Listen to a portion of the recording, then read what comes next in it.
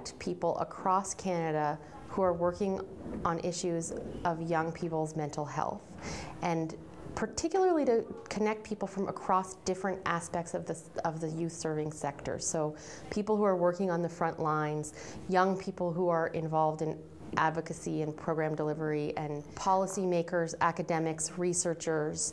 And their real mandate is like, how do we connect great research that's happening in academia with people on the front lines? How do we connect really amazing practices that are happening on the front lines back to academia and with other practitioners? How does all of this kind of connect to policy and systemic work that's happening within government?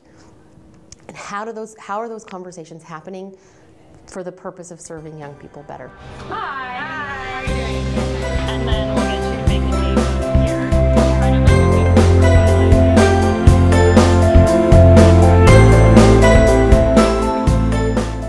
CYCC Network is a national network, but we've had very few chances to bring people together face-to-face, in person, to really connect with each other.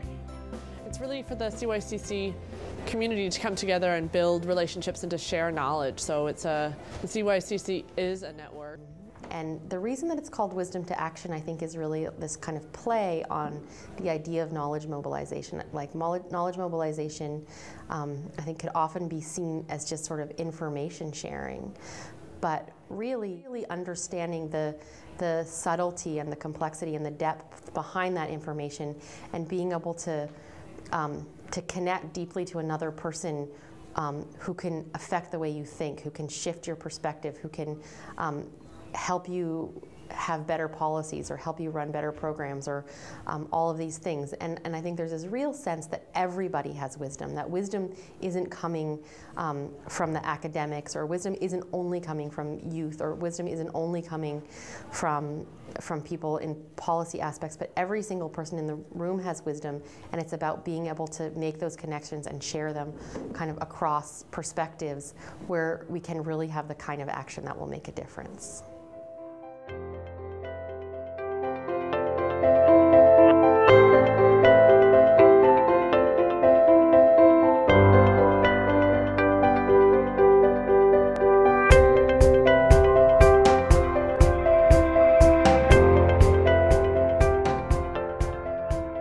Not your traditional conference where there's the experts or the keynotes at the front who then tell everybody what to do.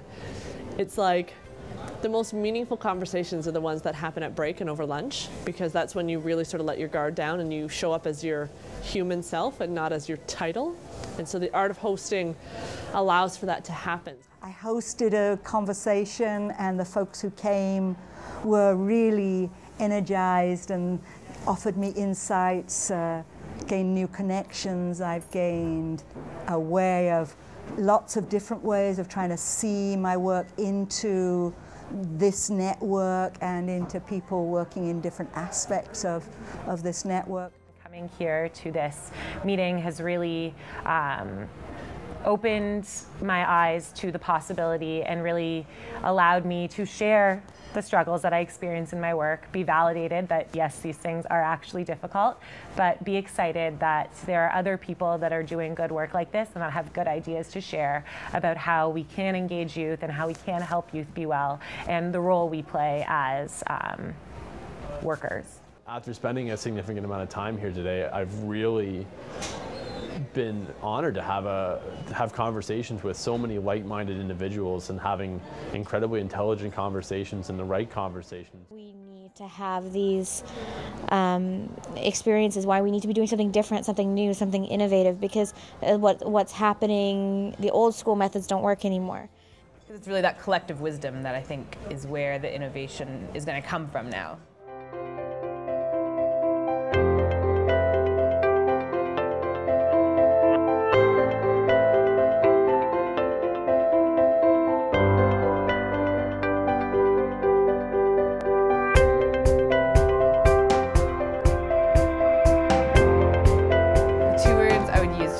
Today are making connections, creating momentum, energizing connection, invigorating, and collaborative.